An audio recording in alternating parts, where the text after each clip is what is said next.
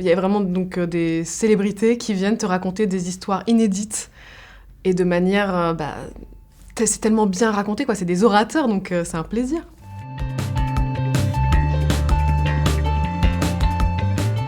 J'ai l'impression du coup d'avoir redoublé, que les autres sont passés dans une autre classe et que moi je redouble. J'aimerais redoubler chaque année en fait, parce que on est entre cancres du coup et on rigole beaucoup.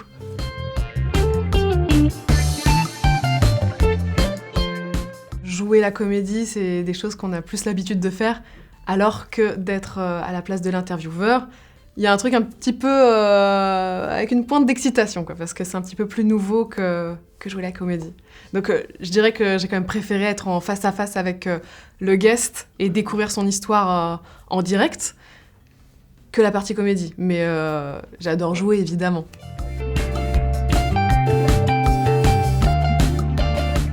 Je dirais que notre grain de sel, c'est vraiment quand on est sur le plateau et qu'il faut aller chercher les moindres détails, quoi. Donc c'est là où on va tout donner, quoi. J'ai l'impression qu'on est un petit peu des enquêteurs avec une loupe et on cuisine l'invité. Et après, c'est vrai qu'en plateau aussi, t'as des trucs qui viennent spontanément, des jeux de mots, des trucs qui sont gardés. Et on le sait, quand on est en plateau, que ce jeu de mots, il va être illustré et il sera trop drôle en court-métrage. Puis après, moi, je connais le réalisateur des épisodes. Si j'avais une petite idée, oui, je lui envoie un texto en lui disant « ça peut être trop cool de faire ça ». Mais quand même, c'était un petit peu moins notre partie à nous, quoi.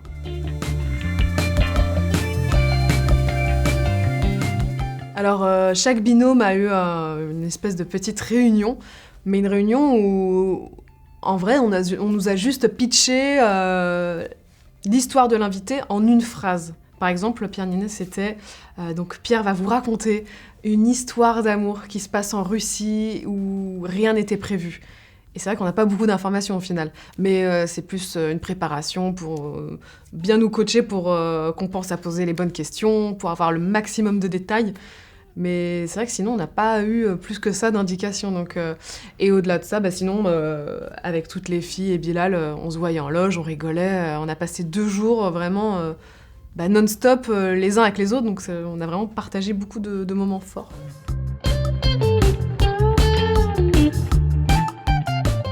C'est des personnes que je croise de temps en temps à des avant-premières ou des événements.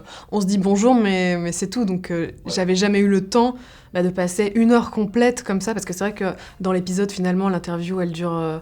on doit avoir 7-8 minutes de temps de parole, mais en vrai, on a passé 1 heure en face à face, et là, tu découvres un petit peu mieux la personne. Et ce qui est génial, c'est qu'on n'a pas été déçus. C'est des garçons qui sont aussi naturels dans la vraie vie que ce que tu peux voir en promo ou sur les plateaux, les interviews, tout ça. On n'a pas été déçus. Des fois, tu peux être déçu, mais là, non.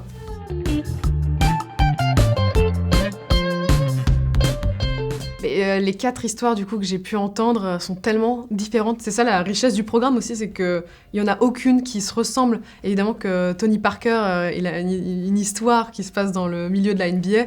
Ça n'a rien à voir avec Pierre Ninet qui raconte une histoire d'amour en Russie.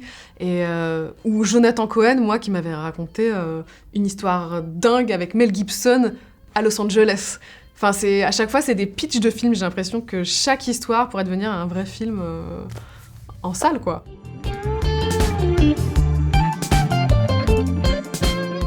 Évidemment, je me suis déjà posé la question, mais franchement, moi, il m'arrive des trucs, mais ça se résume en une phrase, quoi. Il n'y a pas grand-chose. Avant-hier, je me suis fait piquer par une guêpe, mais c'est tout. On peut pas en faire une true story. Donc vraiment, si vous voulez voir des vraies anecdotes de qualité, c'est sur Prime Video.